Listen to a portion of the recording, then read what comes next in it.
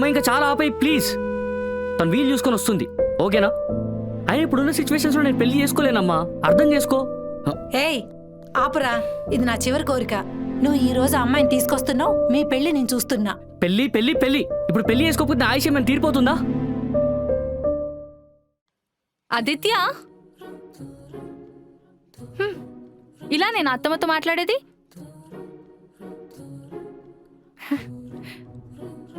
నన్ను ఆశీర్వదించండి అత్తమ్మ.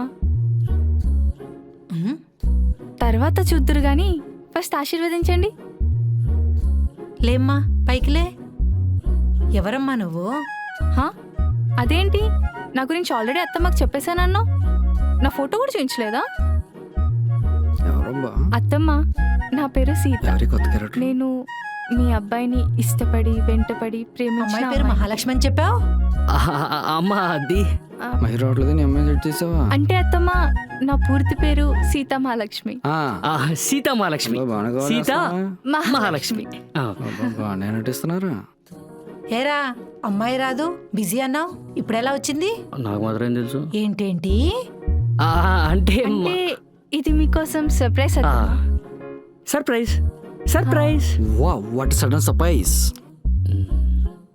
పోన్లే అమ్మా, మొత్తానికి నువ్వు వచ్చావు, అదే నాకు చాలు.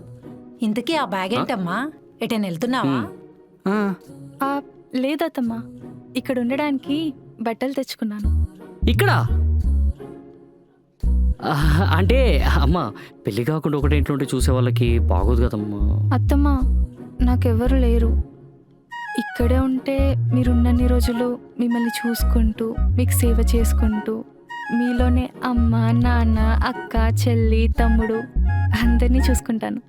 ఏయ్, యు మిస్డ్ పిన్ని పెద్దమ్మ ఫ్యామిలీ,